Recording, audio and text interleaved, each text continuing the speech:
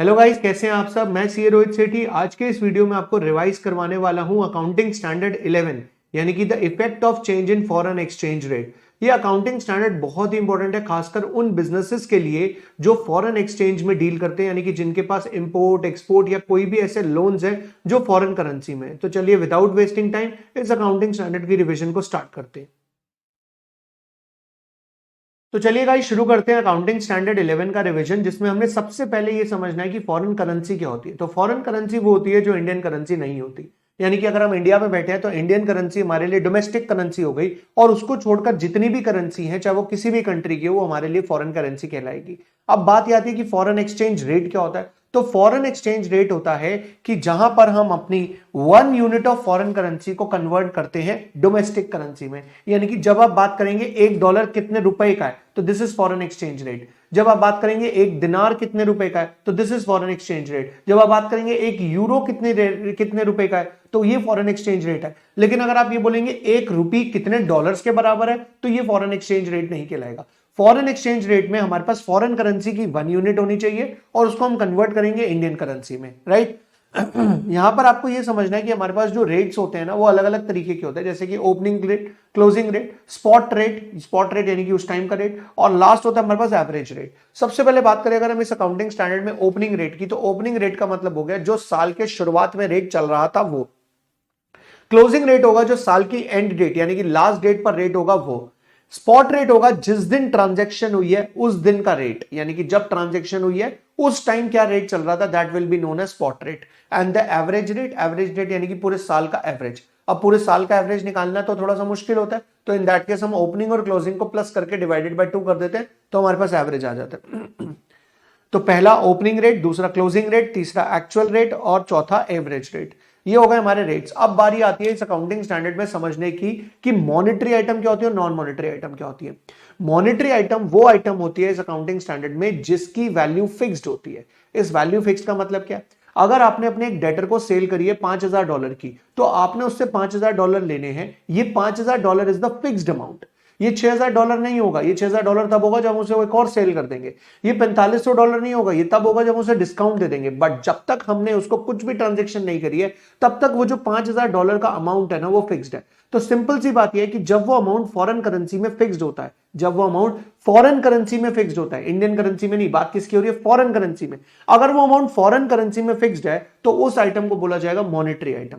यानी कि कोई भी एसेट या कोई भी ऐसी लायबिलिटी जिसकी फॉरेन करेंसी में जो अमाउंट है वो फिक्स्ड है, वो कहलाएगी आपकी मॉनेटरी आइटम। लेकिन जिस आइटम का अमाउंट फ्लक्चुएट होता रहेगा फॉरेन करेंसी में, यानी कि फिक्स नहीं है, वो कहलाएगी आपकी नॉन मॉनेटरी आइटम। जैसे अगर मान लो आपने एक गाड़ी खरीदी हुई है दुबई के अंदर। अब दुबई में जो आपने गाड़ी खरीदी है उसकी आज वैल्यू कुछ और है, कल वैल्यू कुछ और होगी, परसों कुछ और होगी, तो इसका मतलब उसकी वैल्यू बदलती रहेगी, तो it is a non monetary item. लेकिन जो डेटर है, डेटर की वैल्यू वो फिक्स रहेगी कि भाई आपने उससे $5,000 लेने हैं या 5,000 दिनार लेने हैं, तो वो आइटम फिक्स रहेगा। तो समझना क्या है कि फिक्स्ड होना चाहिए from the point of view in the foreign currency, यानी कि फॉरेन करेंसी के रेट में फिक्स होना चाहिए, और नॉन मॉनेटरी आइटम जो फॉरेन करेंसी के रेट में फिक्स्ड नहीं होगा, ये मतलब हो गया, राइट। ये जो फॉरेन ऑपरेशंस है ना, ये हम ब्रांच अकाउंटिंग के साथ कवर करेंगे। फॉरेन ऑपरेशंस को अभी हम यहीं पे ड्रॉप करें। वैसे फॉरेन ऑपरेशंस दो तरीके के होते हैं, E4 नीफो, इंटीग्रल फॉरेन ऑपरेशंस और non integral foreign operations, but इसको हम ब्रांच अकाउंटिंग के साथ कवर करेंगे तो बेटर रहेगा। चलिए अब बात करते हैं अगर फॉरेन करेंसी ट्रांजेक्शन होती है तो उसको अपनी बुक्स में कैसे रिकॉर्ड करना होता है। अगर आपने कोई फॉरेन करेंसी ट्रांजेक्शन करी, यानी कि आपने सेल करी या फिर आपने परचेस करी या फिर आपने कोई खर्चा किया, मेरी बात को ध्यान से सुनिएगा। अगर आपने सेल करी है और जिस दिन आपने सेल करी है, सेल को आप उस दिन के रेट पे रिकॉर्ड करेंगे। यानी कि आज अगर आपने सेल करी तो आप आज के रेट पर रिकॉर्ड करेंगे उस सेल को, और जिस दिन आपके पास पैसे आए हैं, यानी कि जिस दिन सेटलमेंट हुई है, तो आप सेटलमेंट को उस रेट पे डिसाइड करेंगे। अब सर बात तो ये आती है कि आज अगर हमने सेल करी तब रेट चल रहा है मान लो 80, लेकिन जिस दिन सेटलमेंट यानी कि पैसे आए उस दिन रेट चल रहा था 82, तो जो ₹2 का डिफरेंस है वो चला जाएगा हमारा फॉरेन करेंसी एक्सचेंज या फॉरेन करेंसी लॉस या फॉरेन करेंसी प्रॉफिट। वो लॉस और प्रॉफिट हम कहां ट्रांसफर कर देंगे, P&L अकाउंट में ट्रांसफर कर देंगे। तो एक्सचेंज रेट की वजह से अगर आपको डेटर्स कोई भी ट्रांजेक्शन आप करते हो उसकी वजह से आपको कोई भी प्रॉफिट और लॉस होता है, वो हम कहां ट्रांसफर कर देते हैं, P&L अकाउंट में ट्रांसफर कर देते हैं, राइट। अब मुद्दा यह आता है कि मान लीजिए मैंने सेल करी इस साल, लेकिन मेरे को कलेक्शन होगी अगले साल। इसका मतलब बीच में कौन सी डेट आ जाएगी, बैलेंस शीट डेट। तो सिंपल सी बात क्या है, सेल वाली एंट्री रिकॉर्ड होगी जिस दिन आपने सेल करी है, उस दिन जो रेट चल रहा था वो वाला। राइट। सेटलमेंट वाली एंट्री होगी जिस दिन आप सेटलमेंट कर रहे हो उस दिन जो डेट चल रहा था वो वाला।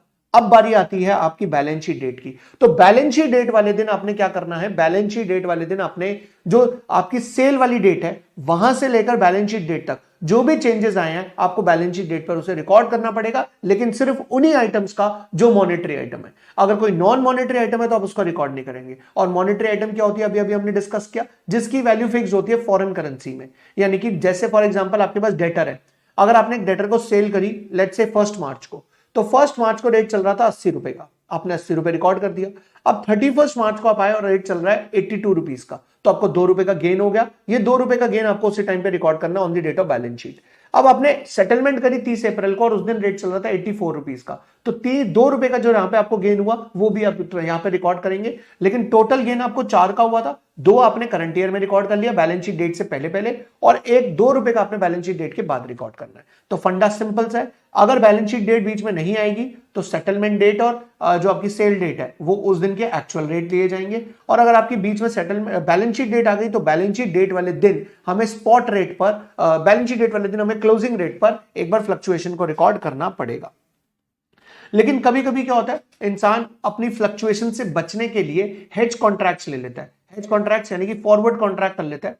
फॉरवर्ड कॉन्ट्रैक्ट किससे करता है, बैंक से जाके। फॉर एग्जांपल ध्यान से समझिएगा, अगर मान लो मैंने एक सेल करी 82 रुपीज की और मुझे लगता है कि डॉलर का रेट गिर जाएगा 80 हो जाएगा तो मेरे को नुकसान हो जाएगा, तो मैं अपने बैंक के पास गया और मैंने अपने बैंक को जाके बोला कि आज रेट 82 चल रहा है, अब ये बताओ कि आने वाले टाइम में जो भी रेट होगा मैं आपको डॉलर्स दूंगा और उसके बदले आप मुझे 81.5 रुपीज के हिसाब से पैसे दे देना। अब बैंक ने पूछा अगर 82 की वैल्यू 83 होगी तो आपने कहा मुझे कोई मतलब नहीं।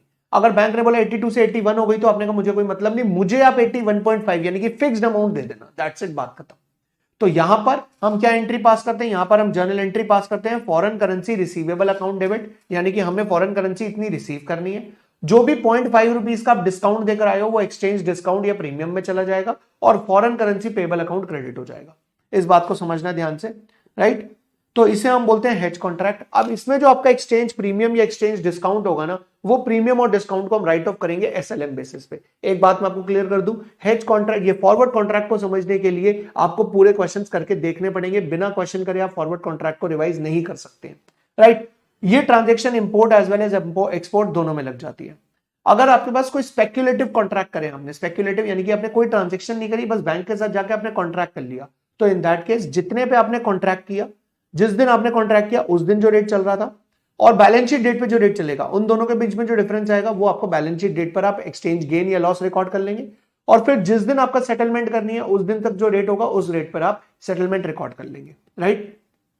इसके बाद अगर आप कोई भी फॉरेन करेंसी में लोन लेते हैं, अगर वो लोन शॉर्ट टर्म है तो इस केस में उसकी ट्रांजैक्शन बिल्कुल वैसे ही रिकॉर्ड होगी जैसे सेल और परचेज की रिकॉर्ड हो रही थी। सेल परचेज की ट्रांजैक्शन कैसे रिकॉर्ड हो रही थी, जिस दिन आपने सेल परचेज करी उस दिन का रेट लेंगे, जिस दिन आप सेटलमेंट करोगे उस दिन का रेट लेंगे, और बीच में अगर बैलेंस शीट डेट आ गई तो क्लोजिंग रेट ले लेंगे। सिमिलरली शॉर्ट टर्म लोन में भी आपको ऐसे ही करना है, जिस दिन आपने लोन लिया उस दिन का रेट ले लो, जिस दिन लोन रिवापस करोगे उस दिन का रेट ले लो, और अगर बीच में बैलेंस शीट डेट आ गई तो उस दिन की फ्लक्चुएशन आपको रिकॉर्ड करनी पड़ेगी और वो फ्लक्चुएशंस कहां पे जाएंगी, प्रॉफिट एंड लॉस अकाउंट में।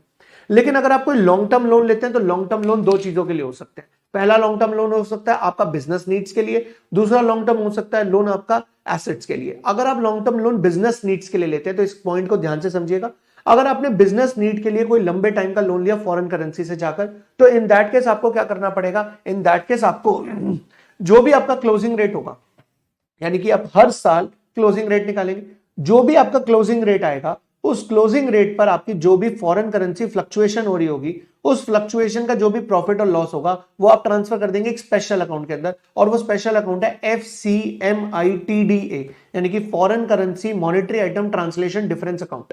इसका मतलब आपने लोन लिया 80 रुपए पर, बैलेंस शीट डेट पर रेट है मान लो 82, तो 2 रुपए का जो भी डिफरेंस आ रहा है वो डिफरेंस FCMITDA अकाउंट में ट्रांसफर हो जाएगा, राइट। और ये आपको इस साल नहीं करना, ये आपको हर बैलेंस शीट डेट पर करना है। आपको हर बैलेंस शीट डेट पर अपने लोन को रिकॉर्ड करना है और FCMITDA अकाउंट के अंदर डालना है।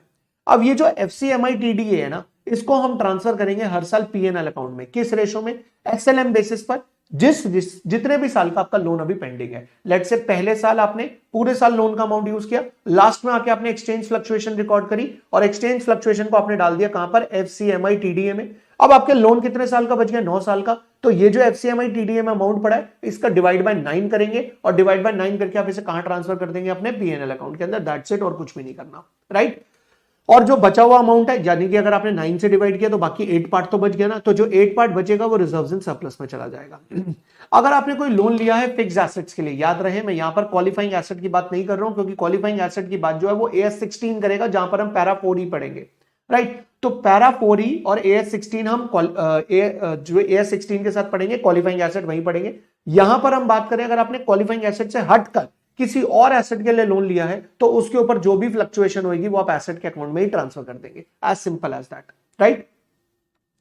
अब आपको इसमें कुछ डिस्क्लोजर्स देने होते हैं। डिस्क्लोजर यानी कि आपने अकाउंटिंग पॉलिसी कौन सी अप्लाई करी है, आपने FCMI TDA का ट्रीटमेंट कैसे किया है इस बार, और उसके अंदर कितना बैलेंस बचा है आपके पास।